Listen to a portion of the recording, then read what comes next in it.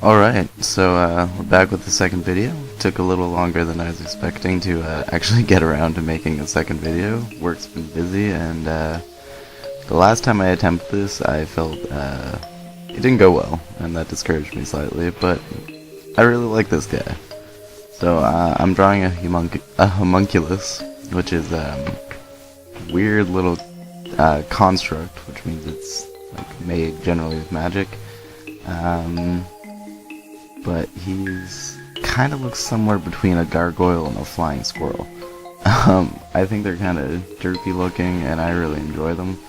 They're kind of interesting because it's something you make, but it takes quite a high level to be able to construct one, and they're pretty weak for something that's a 6th level spell. Anyways, I'll read the description from the monster manual. Is shaping a mixture of clay, ash, mandrake root, and blood, one can channel rare ritual magic to create a faithful squirrel-sized companion. A homunculus is a construct that acts as an extension of its creator, the two sharing thoughts, senses, and language through a mystical bond. A master can only have one homunculus at a time. Attempts to create another of one always fail, and when its master dies, the homunculus also dies. So this thing, as I said, is pretty weak. It's only got a 13 armor class, which isn't terrible for something this small, but then it only has 5 hit points, so you could kill it level 1 in 1 hit. Which is kind of disappointing considering it's a 6th level spell. So yeah, the spell to create one is called Create Homunculus, which, you know, makes sense. And the thing that's kind of interesting about it is you actually need a jewel-encrusted dagger that is worth at least 1,000 gold pieces, which is pretty expensive for a spell. However, the dagger doesn't get used up in the spell. Everything else you use does. The clay, ash, and mandrake root. Which I saw in a few forums. I think people are confused about that it actually costs 1,000 gold pieces each time to make one, but that's not true, because you can reuse the dagger.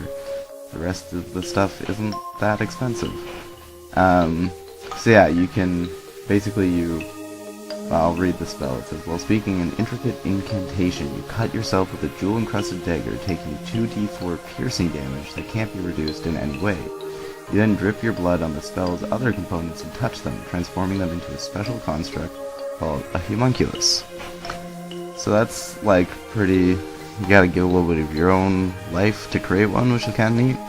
And this word might be familiar to anyone who has watched Full Metal Alchemist or Full Metal Alchemist Brotherhood, because they're kind of the main bad guys. And actually are made in a similar way. It takes human sacrifice. However, on a much grander scale to make a proper one. And they don't look like little squirrels, they just look like people. Which, actually... The origin of homunculus, it's Latin for little man, and it dates back to actual alchemy, but it was first appeared in writings attributed to Paracelsus, I think is how you say his name, but this is how he outlines the method for creating one.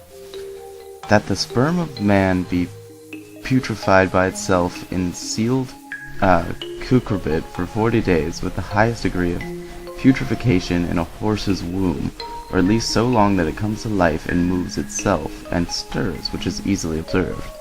After this time it'll look somewhat like a man, but transparent, without a body.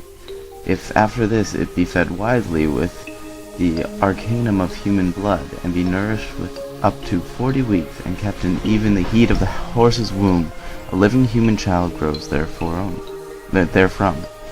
with all its members like another child, which is born of a woman, but much smaller. That's kind of a bizarre thing from history, which then it got put into the monster manual, which I don't know. I think it's originally from 3rd edition, if I'm not mistaken. But anyways, yeah, they're just kind of neat little guys, and I like how they look.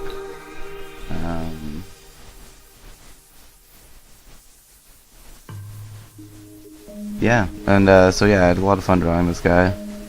Um, he has a lot of like little imperfections, which I kind of left in on purpose. Some of them I put in on purpose, but there's the one kind of weird toe, and I just kind of went with it because I figured, you know, it's not gonna be perfect when a wizard is like spilling his guts out to make this creature. It's probably gonna be a little gross and imperfect, especially the first couple times he makes one, or she makes one. And they're I made him doing a peace sign because I find often when playing with spellcasters they tend to be a little bit either they're super, yeah, that's that weird toe I'm talking about. You can see the one I'm painting right now, yeah.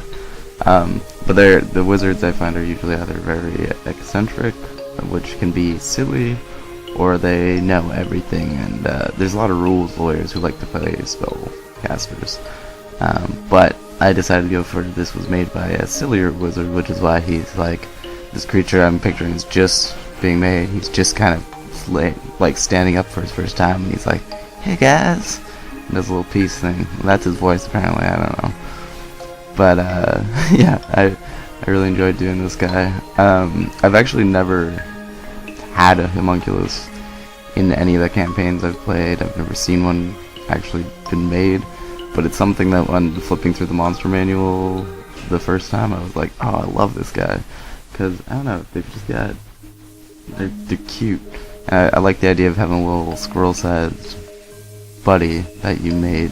It's a little gruesome how you make them, but, you know, there's a lot of stuff that's a little gruesome in D&D.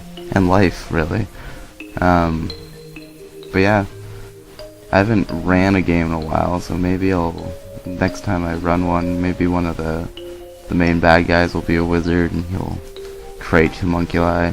I also think it'd be neat to you could like enhance the spell, which I feel like you could totally make that into your own game. Make it like if you cast it at a higher level than 6 foot, you could make or 6th level, not 6 foot.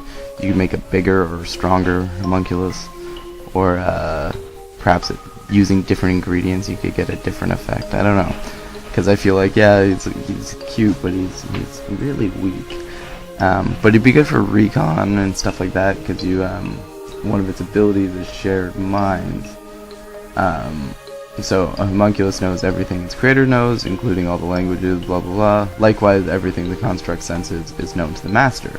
So you could create this little squirrel guy, he could sneak in, and you could get an idea of what's in the next room before you go in. So that could be super handy. Oh yeah, and because it's made out of clay and ash, I kind of stuck to like muted brown colors for the most part, which is what they use in the monster manual too. And I gave it the same kind of orange, ambery eyes it has in the monster manual, because I think that it really makes, I don't know, it just brings a little color to them and makes them pop a little.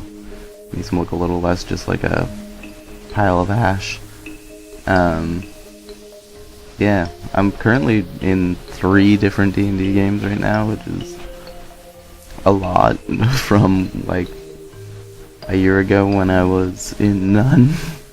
But that's great. But I'm really missing kind of being on the behind the dungeon master screen.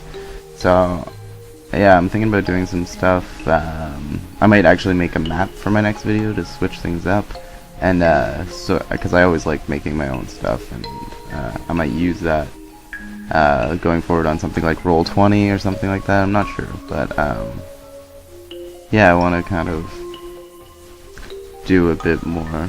But yeah, for those of you who may not be familiar with this creature, but maybe you are familiar with Full Metal Alchemist, this thing is quite a bit different than